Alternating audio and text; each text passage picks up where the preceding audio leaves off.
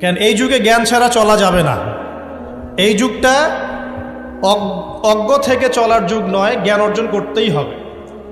আর এই জ্ঞান অর্জন শুধু এককেন্দ্রিক করলে চলবে না, আপনাকে বহুমুখী শিক্ষায় শিক্ষিত হতেই হবে। অন্যথায় আপনি ওই যে বললাম আল্লাহর নূর, যেটা দিয়ে আপনি এখন বিশ্বকে দেখবেন, এটা অর্জন করতে পারবেন না। আরেকটা কথা বলে রাখি, অনেক ডিগ্রি সার্টিফিকেট অর্জন করার পরেও যদি মনের মধ্যে হিংসা আর অহংকার আর গীবত তোহমতের সংস্কৃতি না যায়, ওই নোংরা কলবেও আল্লাহর নূর নাজিল হয় না। কথা বুঝতে পারছি না? অনেক ডিগ্রি সার্টিফিকেট অর্জন করেছেন, তো মনের মধ্য থেকে এখনো হিংসাই যায় নাই, এখনো গীবত তোহমতের সমালোচনার সংস্কৃতিই বর্জন করতে পারেন নাই, এখনো খোলা মনে সবাইকে ভাই মনে করতে পারছেন না। সংকীর্ণ মন, একটা ছোট মন নিয়ে ছোট লোকের মতো আপনি চলাফেরা করেন, এই মন নিয়ে চললে আল্লাহর নূর নাজিল হবে না। আল্লাহর নূর পেতে হলে মনটা প্রশস্ত হতে হবে, নিরহংকারপূর্ণ হতে হবে, কারো প্রতি হিংসা নাই, কারো প্রতি বিদ্বেষ নাই, কেউ আমার শত্রু না, মুসলিম ভাইরা সবাই আমার ভাই। উদার একটা যখন মন মানসিকতা থাকবে, নিরহংকারপূর্ণ মন থাকবে, জ্ঞান অনুযায়ী আমল হবে, সেজদায় কান্নাকাটি করবেন, আল্লাহর নূর চলে আসবে ইনশাআল্লাহ। আর এগুলো আসলে এখনকার সায়েন্স দিয়ে আমি ব্যাখ্যা করতে পারবো না, এগুলো আধ্যাত্মিক কথাবার্তা। আমাদের বাহ্যিক এই জগতের বাইরেও কিন্তু একটা জগৎ আছে, আমি মনে হয় বুঝাতে পারছি না। বারাকা, আল্লাহ পাকের বরকত কি দেখেছেন কখনো চোখ দিয়ে? আল্লাহ পাকের বরকত বলে একটা কথা আছে না? আছে না? আচ্ছা, বরকত কি জিনিস আপনি কি চোখে দেখতে পারেন? এমন একজন সালাফের কথা পড়লাম, যিনি 40 বছর বেঁচে ছিলেন। কত বছর? 40 বছর। এই 40 বছরে তিনি প্রায় 300টা বই লিখেছেন। কয়টা? 300টা। এখন বলেন, আমরা এখানে যারা বসে আছি অনেকেই 40 পার করে ফেলছি না? আমরা এই 40 বছরে কিছু করতে পেরেছি? এই 40 বছরে একটা মানুষ 300টা বই লিখতে পারে?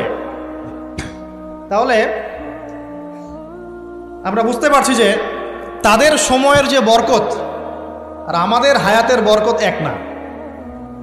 বরকত সম্পূর্ণ ভিন্ন জিনিস, যেটা আমরা চাক্ষুষ দেখা জ্ঞান দিয়ে বিশ্লেষণ করতে পারবো না। পারবো না। আরও বোঝাচ্ছি, দেখুন রাসূলুল্লাহ সাল্লাল্লাহু আলাইহি ওয়াসাল্লাম সারাদিনে কত কাজ করতেন। তাহাজ্জুদ পড়তেন, শেষ রাত্রে উঠতেন, রাতের এক অংশ ঘুমাতেন, আরেক অংশ উঠতেন, উঠে তাহাজ্জুদে নামাজ পড়তেন, লম্বা কেরাত, মানে এক রাকাতে প্রায় 4 পারা কোরআন তেলাওয়াত করেছেন। এক রাকাতে 4 পারা। আমরা তো 4টা আয়াত পড়লেই একদম তাড়াতাড়ি রুকু করতে হবে, দাঁড়ায় থাকতে পারতেছি না। তাই নামাজ তো ডিজিটাল, এখন যুগের সাথে সাথে নামাজও কি ডিজিটাল। অনেক মসজিদে নামাজ পড়লে মনে হয় ইমাম সাহেব পেশাব পায়খানার চাপ নিয়ে নামাজ পড়াচ্ছে মনে হয়, তাড়াতাড়ি নামাজ শেষ করতে পারলে বাঁচে। আবার দেখা যায় মাঝে মাঝে যে নামাজ মানুষ পড়তেছে না, মানে নামাজ পড়ানোর দায়িত্ব সে পালন করছে, নামাজ নিজে পড়তেছে না। তো এই ডিজিটাল নামাজ না। নবী সাল্লাল্লাহু আলাইহি ওয়াসাল্লাম এক রাকাতে 4 পারা কোরআন তেলাওয়াত করেছেন, প্রায় 4.5 পারা তাহাজ্জুদের নামাজে। তখনই তো গিয়ে পা ফুলবে। এই যে পা ফুলতো, এমনি এমনি পা ফোলে? কতক্ষণ দাঁড়ায় থাকলে একটা মানুষের পা ফোলে? তো নবী সাল্লাল্লাহু আলাইহি ওয়াসাল্লামের পা ফুলে যেত, পা মোবারক ফুলে যেত। লম্বা সালাত পড়তেন, সালাতের পরে আবার কিছুক্ষণ ডান কাতে শুয়ে থাকতেন সুন্নত পড়ে। বেলাল রাদিয়াল্লাহু আনহু এসে ডাক দিতেন, তিনি গিয়ে মসজিদ নববীতে নামাজ পড়াতেন। ফজরের নামাজও হতো লম্বা, কেরাত হতো লম্বা। নামাজের পরে আবার সাহাবীদের সাথে কথাবার্তা বলতেন, দ্বীনি বিষয়ে মোজাকারা করতেন। তারপরে ইশরাকের নামাজ পড়তেন, চাশতের নামাজ পড়তেন, পরিবারের দেখাশোনা করতেন, দিন প্রচার করতেন, রুজি রুটির ব্যাপার ছিল। এই সারাদিন যে এতগুলো কাজ তিনি করতেন, একদিনে একটা মানুষ এত কাজ করতে পারে? তো নবী সাল্লাল্লাহু আলাইহি ওয়াসাল্লামের জীবনের বরকত আমার জীবনের বরকত কি সমান? তাহলে বলেন, বরকত কি আমি চাক্ষুষ জ্ঞান দিয়ে প্রমাণ করতে পারবো? এরকম অনেক বিষয় আছে ইসলামে যেটা চাক্ষুষ জ্ঞান দিয়ে প্রমাণ করা যায় না। কবরের আযাব দেখেছেন? কেউ কি প্রমাণ করতে পারবে? আপনি কি ফেরেশতাকে দেখেছেন যারা এখন এখানে ঘিরে রেখেছে জায়গাটা? এই জায়গাটা কি ফেরেশতারা ঘিরে রাখে নাই? আল্লাহ রাসূল কি সেই কথা বলেন নাই? কিন্তু আমরা কি প্রমাণ করতে পারবো এখন? আপনি চাক্ষুষ জ্ঞান দিয়ে পারবেন না। কবরের আযাব প্রমাণ করতে পারবেন না। স্বপ্ন মাঝে মাঝে দেখেন, সত্য হয় কি হয় না? মুমিনের স্বপ্ন সত্যি হবে কি হবে না? আখিরুজ জামানে মুমিনের স্বপ্ন বেশি বেশি সত্য হবে। তো সত্য স্বপ্নের কি ব্যাখ্যা দিবেন? কোনো ব্যাখ্যা নাই। আপনি কি জান্নাত জাহান্নাম দেখেছেন? দেখেন নাই। মিজান পুলসিরাত দেখেছেন? রূহ, আপনার শরীরে একটা রূহ আছে, আত্মা, এটা কি দেখেছেন? এখন এই যে বিষয়গুলো দেখা যায় না, আধ্যাত্মিকত্ব, বারাকা, আল্লাহর নূর, কবরের আযাব, পরকাল, ফেরেশতা, জিনজাতি, তো এগুলোকে আমরা তো বাহ্যিক জ্ঞান দিয়ে ব্যাখ্যা করতে পারবো না, পারবো? তাই বলে কি এগুলোর অস্তিত্ব নাই? বলেন, এগুলোর অস্তিত্ব আছে কি নাই? যদি এগুলোর অস্তিত্ব কেউ বিজ্ঞান দিয়ে প্রমাণ করতে চায়, পারবে? যুক্তি দিয়ে প্রমাণ করতে চাইলে পারবে? কোনো দর্শন দিয়ে প্রমাণ করতে চাইলে পারবে? পারবে না। তাহলে এখানে একটা বিষয় হচ্ছে, আল্লাহর পক্ষ থেকে যা নাজিল হয়েছে চোখ বন্ধ করে বিশ্বাস করতে হবে। এখন এই চোখ বন্ধ করে বিশ্বাস করলে পরে মানুষ আপনাকে বলবে ধর্মান্ধ, কি বলবে?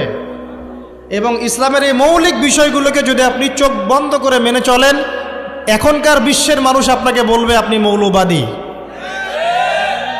এখন আপনি বলেন, ইসলামের মৌলিক বিষয়গুলোকে মেনে না চললে কি কেউ মুসলিম হতে পারবে কি না? পারবে? তাহলে পরিপূর্ণ মুসলিম হতে হলে আমাকে মৌলবাদী হতে হচ্ছে কি না? আমি এটা দিয়ে কি বুঝাচ্ছি? বুঝাচ্ছি আল্লাহ পাকের নাজিল করা প্রতিটা বিষয়কে চোখ বন্ধ করে মানতে হবে। কিছু বিষয় আমার বুঝে আসবে, কিছু বিষয় আমার বুঝে নাও আসতে পারে। এখন যতগুলো বিষয় বললাম একটাও কি ব্যাখ্যা করতে পারবেন? কিন্তু এগুলো আপনাকে মানতেই হচ্ছে, কারণ আপনি মুসলিম। আল্লাহ বলেছেন, রাসূল বলেছেন, আমি মেনেছি। এখন আমার জ্ঞান কি আল্লাহ এবং তার রাসূলের জ্ঞানের চেয়ে বেশি না কম? এই পুরো মহাবিশ্ব যিনি পরিচালনা করছেন তার জ্ঞান বেশি না আমার জ্ঞান বেশি? এই পুরো মহাবিশ্বে শত কোটি গ্যালাক্সি আছে, এক একটা গ্যালাক্সিতে হাজার হাজার সৌরজগৎ আছে। এরকম শত সহস্র গ্যালাক্সি নিয়ে একটা আসমান গঠিত হয়। এরকম 7টা মহাদেশ আছে, সাতটা মহাবিশ্ব আছে। এই 7 মহাবিশ্বের উপরে আছে কুরসি, ওয়াসিআ কুরসিয়ুহুস সামাওয়াতি ওয়াল আরদ। তার উপরে আছে মহাসাগর, যার গভীরতা 500 বছরের পথ। তার উপরে আছে আল্লাহ রাব্বুল আলামিনের আরশে আজিম। আর আল্লাহ রাব্বুল আলামিন এই আরশের উপর সমুন্নত। সেই মহান আল্লাহকে আমরা বলি আল্লাহু আকবার। কি বলি? এই যে আল্লাহু আকবারের মর্ম বুঝলেন? এখন এই বিশাল সত্তা আল্লাহু আকবার, আল্লাহ পাক সবচেয়ে বড়, এই সর্বোচ্চ সত্তার জ্ঞান বেশি না আমার জ্ঞান বেশি? তার পক্ষ থেকে যখন কোরআন এবং হাদিস নাজিল হচ্ছে, আমাকে তো চোখ বন্ধ করেই মানতে হবে, নাকি আমি যুক্তি দিব?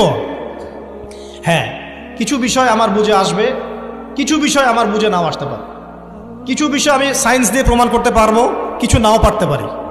কিছু আমি দর্শন দিয়ে প্রমাণ করতে পারবো, কিছু নাও পারতে পারি। যেগুলো পারছি না সেগুলো আমার বা আমাদের জ্ঞানের সীমাবদ্ধতা। কথা কি বুঝতে পারছেন? এটা আল্লাহ পাকের জ্ঞানের বা আল্লাহ পাকের ওহির কোনো ত্রুটি নয়। আল্লাহর ওহির কোনো ত্রুটি আছে? এটা আমার জ্ঞানের সীমাবদ্ধতা। আসেন সামনে যাই।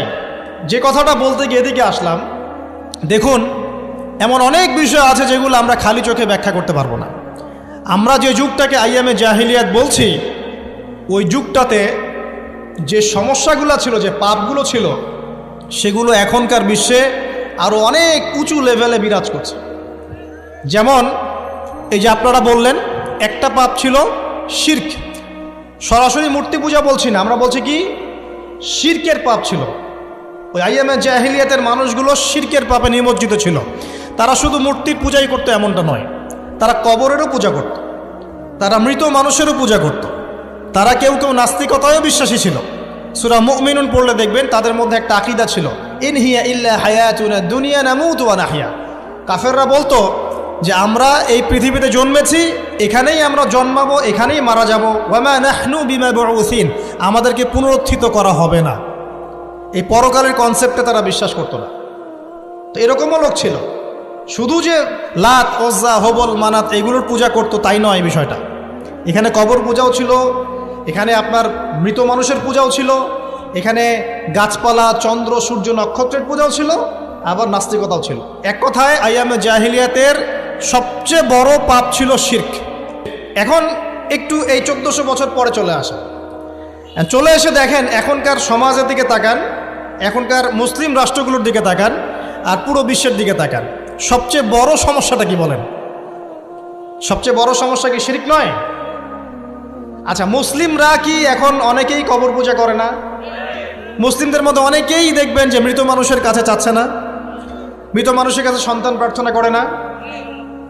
ওই যে ওখানে গিয়ে নজর মান্নত করছে না যে মৃত মানুষকে সন্তুষ্ট করলে আমার ভালো হবে, না হলে আমার কোনো ক্ষতি হয়ে যাবে, এটা মানুষ করছে না? মুসলিমদের মধ্যে বহু মানুষ আল্লাহর হালালকে হারাম করছে না, আল্লাহর হারামকে হালাল করে নিচ্ছে না, এটাও কিন্তু শিরক। আপনি কি জানেন যে আল্লাহর হালালকে হারাম করলে শিরক হয়? আল্লাহর হারামকে হালাল করলে শিরক হয়? সুদ হালাল না হারাম? না, সুদ তো ফরজ। সুদ হালাল না হারাম? সুদ তো এখনকার বিশ্বে ফরজ। সুদ ছাড়া এই বিশ্ব চলবে না। আপনি ঠিক বলছেন, কিন্তু সুদ ছাড়া এই বিশ্ব চলে না। যে কোনো কিছু করতে গেলে সুদ লাগে। তো এখন যে সবাই এটাকে হালাল করে নিচ্ছে, এটা কি হচ্ছে? আল্লাহর হারামকে মানুষ হালাল করছে না? আচ্ছা বলেন, মদ হারাম না হালাল? বলেন। মদ তো ওয়াজিব নাকি? যুব সমাজে তো মদ না খেলে চলেই না। মদ খায় না এমন যুব সমাজের সংখ্যা বেশি না খায় তার সংখ্যা বেশি? কয়টা ছেলে আছে স্মোক করে না? বলেন, কয়টা ছেলে দেখাতে পারবেন যারা স্মোক করে না? এখানে কারা কারা স্মোক করেন না? মাশাআল্লাহ, আলহামদুলিল্লাহ, মাশাআল্লাহ। হাত নামান, হাত নামান, হাত নামান। আল্লাহ পাক আপনাদের রক্তে এবং মাংসে বরকত দান করুন, দোয়া করি। যদি আপনি কোনো কমিউনিটির মধ্যে দেখাতে পারেন যে তারা মাদক থেকে দূরে আছে, তারা শুধুমাত্র ইসলামিক কমিউনিটি, অন্য কোনো কমিউনিটি না। যদি আপনি মাদক মুক্ত কোনো ক্যাম্পাস দেখাতে পারেন, সেটা হবে মাদ্রাসা। যদি পর্ন মুক্ত ক্যাম্পাস দেখাতে পারেন, দেখাতে হবে মাদ্রাসাকে। এখানে বিষয়টা হচ্ছে, যারা ইসলাম প্র্যাকটিস করে, কোরআন এবং সুন্নাহর বুঝ যাদের মধ্যে আছে, যাদের মধ্যে আল্লাহর ভয় আছে, এরা কখনো সুদ খাবে? এরা কি মদ খাইতে পারবে? পারবে না। ইনশাআল্লাহ আপনারা কি জেনা করতে পারবেন? আল্লাহ পাক আপনাদেরকে ঈমান আমলের উপর অটুট রাখুন, আমিন। যে কথাটা বলছি, কেউ যদি আল্লাহর হালালকে হারাম করে নেয় আর কেউ যদি আল্লাহর হারামকে হালাল করে ফেলে, এটাকে কিন্তু শিরক বলা হয়। এই বিষয়ে কি এই সমস্যা নাই? সামনে আগান। এই বিশ্বের শিক্ষা ক্ষেত্রগুলো দেখবেন, এই শিক্ষা ক্ষেত্রগুলোর মধ্যে নাস্তিকতার শিক্ষা বাড়ছে না কমছে? বাড়ছে। এই বিশ্বের অর্থনীতি দেখবেন, অর্থনীতির মধ্যে শিরক বাড়ছে না কমছে? এখানে আপনাকে সুদ নিতে হচ্ছে, এখানে আপনাকে আল্লাহর নাজিলকৃত ইকোনমি বাদ দিয়ে পশ্চিমাদের নাজিলকৃত ইকোনমি বহন করতে হচ্ছে।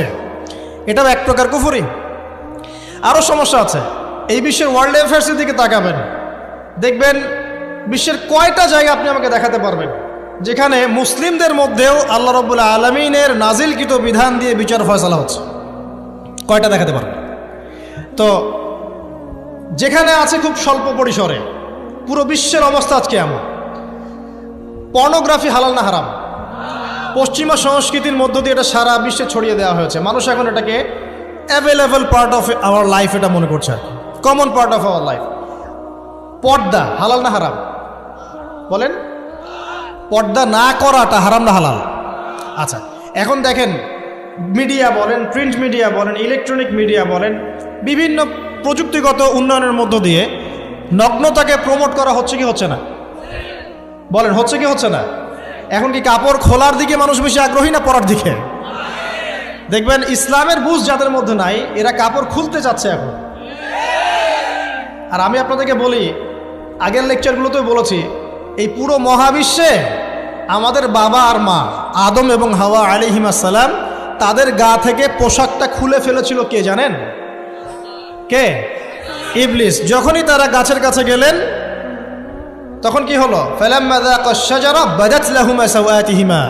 যখনই তারা গাছের কাছে গেলেন, তাদের কাপড় খুলে পড়ে গেল।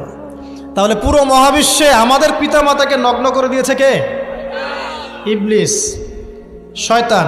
তাহলে এখন পৃথিবীতে যারা মুসলিমদেরকে বা অমুসলিমদেরকে, পুরো মানবতাকে যারা নগ্ন করতে চাচ্ছে, এরা কার এজেন্ট? এরা কার এজেন্টটা বাস্তবায়ন করছে? এটা কি বুঝতে বাকি থাকে? আমি কথাগুলো বানিয়ে বলি নাই। সূরা আরাফ পড়েন, দেখবেন সব লেখা আছে। আসেন, এক কথায় বলতে চাচ্ছি, ওই সময়কার যে শিরকটা শুধুমাত্র মক্কায় সীমাবদ্ধ ছিল, এখনকার শিরকটা গ্লোবালাইজেশন হয়েছে আর কি। পুরো দেশে দেশে দেশে শিরক ছড়িয়ে পড়েছে। আসেন, ওই সময় আরেকটা বড় পাপ ছিল, যেটা এই যে এক ভাই বলল, সেটা হলো রিবা। রিবা, রিবা মানে কি? সুদ। রিবা মানে সুদ, জানেন তো? আর সুদ তো ফরজ নাকি ভাই? আচ্ছা, এমন কোনো গ্রাম নাই বাংলাদেশে যেখানে সুদ নাই, আর বিশ্বের এমন কোনো দেশ নাই যেখানে সুদ নাই। আর এই যুগের কথাই নবী সাল্লাল্লাহু আলাইহি ওয়াসাল্লাম হয়তোবা বলেছিলেন, আল্লাহু আ'লাম, আল্লাহ ভালো জানেন, যে এমন একটা যুগ আসবে যে যুগে ম্যাক্সিমামই সুদখোর হবে। যে ব্যক্তি সুদের ছিটাফোঁটা মানে সুদের পাপ থেকে বেঁচে থাকতে চাইবে, ওর গায়েও গিয়ে সুদের ছিটাফোঁটা গিয়ে লাগবে। এটা সেই যুগ না? আপনি বুঝতে পারছেন না হয়তো, এটা সেই যুগ। আপনি মনে করছেন দাড়ি টুপি পাগড়ি জুব্বা মাশাআল্লাহ সব লাগাই দিছি, হ্যাঁ, বাইরে একটা সাইনবোর্ড আছে আমি মৌলবী আল্লামা, আমি একজন দায়ী বক্তা, কিন্তু সুদের যে ওই ছিটাফোঁটা এটা আপনার কাছে আমার কাছেও আছে। হয়তো আপনি বুঝতে পারছেন না। কখন বুঝবেন? যখন ইসলামিক অর্থনীতির বইগুলো পড়তে পারবেন। আর শুধু ইসলামিক অর্থনীতির বই যথেষ্ট না, এর পাশাপাশি আমাদের দরকার এই প্রচলিত যে IMF ইন্টারন্যাশনাল মনিটারি সিস্টেম এর নীতিগুলো জানা। তখন কি আপনি বুঝবেন ওয়ার্ল্ড ব্যাংক কী জিনিস, IMF কী জিনিস, ঠিক আছে? তখন বুঝবেন যে পেট্রো ডলার কী জিনিস, তখন বুঝবেন যে হার্ড কারেন্সি সফট কারেন্সি কী জিনিস, এখন বুঝবেন না। আর যেহেতু বুঝবেন না, অতএব আমি এগুলো বলেও লাভ নাই। যেহেতু আপনি বুঝবেন না, আমি যদি এখন এসব নিয়ে কথা বলি আপনার কাছে মনে হবে এসব কি উল্টাপাল্টা কথা কইতাছে। ঠিক আছে? তো যাই হোক, আগে আল্লাহর ওয়াস্তে ইসলামিক ইকোনমিক্স পড়েন এবং ইন্টারন্যাশনাল মনিটারি সিস্টেম সম্পর্কে পড়েন।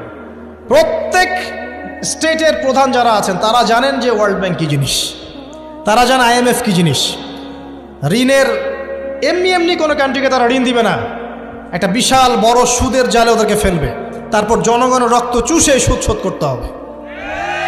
আর যারা পারবে না ওরা যে শ্রীলঙ্কার মতো দেউলিয়া হয়ে যাবে। ও কেন দেউলিয়া হয়ে গেছে? বিকজ ও ঋণ শোধ করতে পারছে না, বাস দেউলিয়া। তো যাই হোক, পড়াশোনা করেন। আমি একজন স্কলারের নাম বলে দেই, এক লেকচারে তো সব বলে দেওয়া সম্ভব না। সম্ভব? আমি রাস্তা দেখাচ্ছি আপনাদেরকে। আপনারা আল্লামা তকি উসমানীর বইগুলো পড়েন, নাম শুনেছেন?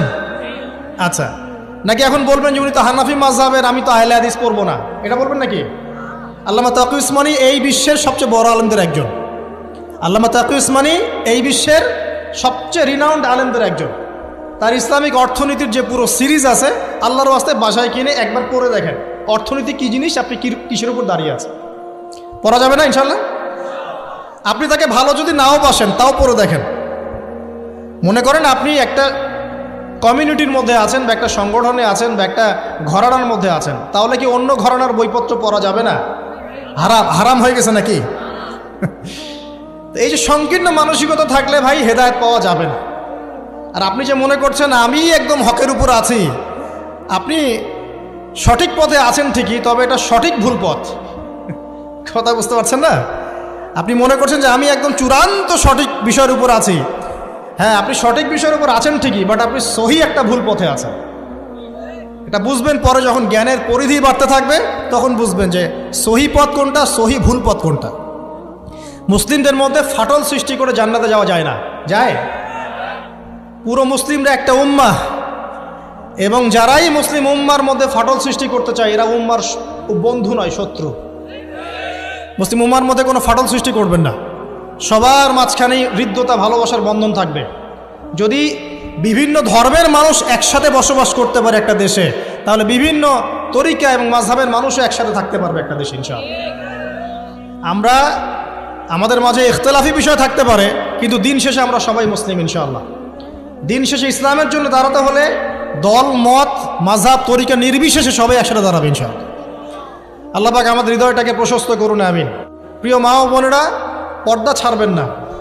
আপনাদের জন্য 4টা কাজ: স্বামীর আনুগত্য করা, লজ্জাস্থানের হেফাজত করা, আপনার 5 ওয়াক্ত সালাত ঠিকঠাক মতো আদায় করা এবং রমজান মাসে সাওম রাখা। নবীজি বলেছেন সাল্লাল্লাহু আলাইহি ওয়াসাল্লাম, জান্নাতের যে কোনো দরজা দিয়ে ইচ্ছা আপনি প্রবেশ করতে পারবেন। আপনার জন্য সহজ। আর স্বামীর আনুগত্য বলতে আমি বুঝাইনি স্বামীর দাসত্ব করতে হবে, এটা বলিনি।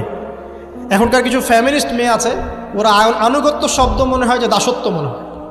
আনুগত্য দাসত্ব এক জিনিস না। আনুগত্য কি? স্বামী কোরআন সুন্নাহর অনুকূলে কোনো কথা বলেছে, আপনি মানবেন। স্বামী বলছে পর্দা করো, তোমাকে ভালোবেসে বলছি তুমি পর্দা করো, তুমি আমার অনেক প্রিয় একজন মানুষ, তুমি বেপর্দায় বাইরে যাবা, লোকজন দেখবে, কেমন হয়? ঠিক আছে, তোমাকে তো আমিই বিয়ে করেছি, তুমি আমার, মানুষ তোমাকে দেখবে কেন? ঠিক আছে? তো এখন স্বামী ভালো কথা বলেছে, আপনি শুনলেন, এটা আনুগত্য। আর ওই স্বামী যদি বলে আসো তো আমার কলিগরা এসেছে, ওকে খাবার সার্ভ করতে হবে, আসো খাবারটা পরিবেশন করো, এখন আপনি বেপর্দা হয়ে আপনার স্বামীর কলিগের সামনে খাবার পরিবেশন করতে শুরু করলেন, এটা কি আনুগত্য করতে হবে? এটা তখন আপনি আনুগত্য করবেন না। সিম্পল, কোরআন সুন্নাহর অনুগত কাজে আপনি স্বামীর আনুগত্য করবেন, বিপরীতে গেলে আপনি করবেন না। স্বামীর আনুগত্য মানে স্বামীর দাসত্ব নয়। আর এই হাদিসটা আপনি কেন ভুলে যান যে আল্লাহ রাসূল সাল্লাল্লাহু আলাইহি ওয়াসাল্লাম বলেছেন, আল্লাহ ছাড়া যদি কাউকে সেজদা করা যেত, সম্মান বুঝাচ্ছেন, আল্লাহ ছাড়া যদি কাউকে সেজদা করা জায়েজ হতো, আমি মেয়েদেরকে বলতাম যেন স্বামীকে সেজদা করে। কেন? কারণ আপনাকে রেসপন্সিবিলিটি, আপনার খাবার, আপনার ফুড, আপনার শেল্টার, আপনার মানে পুরো দায় দায়িত্ব নিজের হাড় ভাঙা পরিশ্রম দিয়ে, জীবনের ঝুঁকি নিয়ে স্বামী আপনার জন্য করে। সে আপনার সম্মান পাওয়ার যোগ্য তো? সে কি আপনার সম্মান পাওয়ার যোগ্য নয়? আপনি যদি সম্মানের হক আদায় না করতে পারেন তাহলে আপনি অকৃতজ্ঞ। আর অকৃতজ্ঞ মেয়ে কখনো জান্নাতে যাবে? একটা হাদিসে আছে, বেশিরভাগ মেয়ে জাহান্নামের যাওয়ার অন্যতম কারণ হচ্ছে তারা স্বামীর সাথে কুফুরি করে। কি করে? মানে সারা জীবন স্বামী ভালোবেসে যায়, ভরণ পোষণ দিয়ে যায়, সব চাহিদা পূরণ করে যায়, একদিন দেখবেন কথা কাটাকাটি হয়েছে, ওই দিন বলে বসবে যে তোমার কাছে আমি কিচ্ছু পাই নাই সারাদিন। এই যে কুফুরি, এই কারণে তারা জাহান্নামে যেতে পারে বেশি। আল্লাহ হেফাজত করুন। আমি আরেকটা কারণ হচ্ছে যে বেপর্দা। আপনাকে 4টা মূলনীতি ফলো করতে হবে। 1, এমন কোনো পোশাক পরবেন না যে পোশাকটা আটো সাটো, যেটা পরলে আপনার গায়ের কাঠামো বোঝা যায়। এটা বোরখা হলেও পরা যাবে না। আমি কি বুঝাতে পারছি? ডিজিটাল বোরখা দেখেন নাই? দেখছেন? মাশাআল্লাহ। আর কারা কারা দেখছেন? এদিকে চোখ বেশি যায় না? আচ্ছা, এমনি দেখা যায়, চোখ দিতে হয় না, এমনি দেখা যায়। ডিজিটাল বোরখা চলবে না, ডিজিটাল বোরখা চলবে না। আমার মত, এটা আমি মত দিচ্ছি, আমি আল্লাহর রাস্তায় সময় দিয়েছি অনেক দিন, এবং এখানে যে পর্দাটা শেখানো হয় এরকম পর্দা আমি অন্য কোথাও দেখিনি। এত চমৎকার পর্দা শেখানো হয়। কারা কারা সময় লাগিয়েছেন? 3 দিন 7 দিন সময় দিয়েছেন কারা কারা? বেশিরভাগই দেন নাই। সমস্যা নাই, দিতে হবে, আমি বাধ্যতামূলক বলিনি আপনাকে। বলেছি এখানে পর্দা শেখানো হয়, চমৎকার পর্দা শেখানো হয়, যে এখানে চোখটা পর্যন্ত তাদের ঢেকে রাখার তালিম দেওয়া হয়। যাই হোক, যেখানেই শেখেন, অ্যাটলিস্ট পর্দাটা শিখলেই হলো। এমন পোশাক হবে না যেই পোশাকটা আটো সাটো, যেটা পরে আপনার গায়ের কাঠামো বোঝা যায়। 2 নম্বরে এমন পোশাক পরা যাবে না যেই পোশাকটা পরলে বাহির থেকে ভিতরের অঙ্গ দেখা যায়। দেখেছেন? দেখেন নাই? দেখছেন হুজুর? আচ্ছা, আপনারা তো সব দেখেন দেখি। তারপরে 3 নাম্বার, এমন পোশাক পরা যাবে না যেটা অমুসলিমদের সাথে সাদৃশ্য আছে। কথা বুঝতে পারছেন? অমুসলিমদের ধর্মীয় বিষয়ের সাথে সাদৃশ্য আছে এমন পোশাক মুসলিম মেয়েদের পরা যাবে না। এর মানে এই নয় যে অন্য ধর্মকে আপনি আক্রমণ করবেন, এটাও নয়। যে যার ধর্ম তাদের স্বাধীনতা মতো পালন করবে। মুসলিমরা বাধা দিবে না। মুসলিমরা দাওয়াত দিতে পারে। কি করতে পারে? দাওয়াত দিতে পারে যে ভাই, যে লা ইলাহা ইল্লাল্লাহর কনসেপ্ট আপনাকে বুঝাচ্ছি, আল্লাহ ছাড়া কোনো মাবুদ নাই, মুহাম্মদ সাল্লাল্লাহু আলাইহি ওয়াসাল্লাম সর্বশেষ রাসূল, এই কোরআন পড়ুন, হাদিস পড়ুন, দেখুন এটাই হচ্ছে মানবতার মুক্তির সনদ। এরপর যদি সে ইসলাম কবুল করে আলহামদুলিল্লাহ, যদি না করে এর হিসাব কে দিবে? সে নিজে দিবে। এর হিসাব কি আমাকে দেওয়া লাগবে? দেওয়া লাগবে না। তো অমুসলিমদের সাথে সাদৃশ্য আছে এমন পোশাক চলবে না। আর 4 হচ্ছে, পুরুষরা মেয়েদের পোশাক পরতে পারবে না, মেয়েরা পুরুষদের পোশাক পরতে পারবে না। জি, আপনাদেরকেই বলছি, আপনারা জিন্স পরতে পারবেন না, মেয়েদেরকে বলছি, এবং টি শার্ট পরতে পারবেন না। আপনারা ওই যে যা ইচ্ছা তাই ড্রেস পরে বলবেন যে 1000 বছরের সভ্যতা সংস্কৃতি, এসব বাজে কথা চলবে না এখানে। এটা 1000 বছরে কোনোদিনও আমাদের দাদা নানিরা এগুলা কখনো পরে নাই। পরছে? আপনার দাদি কখনো এরকম পরছিল শাড়ি? তো যে বললো 1000 বছর থেকে পরে আসতেছে নাকি? সুবহানাল্লাহ। তো এখানে বিষয়টা হচ্ছে, পুরুষ মেয়ের পোশাক পরতে পারবে না, মেয়ে পুরুষের পোশাক পড়তে পারবে না। আমি খুব সংক্ষিপ্ত করে আপনাকে কোরআন সুন্নাহ থেকে 4টা মূলনীতি বলে দিলাম। এই 4টা মূলনীতি কোরআনেও আছে, হাদিসেও আছে।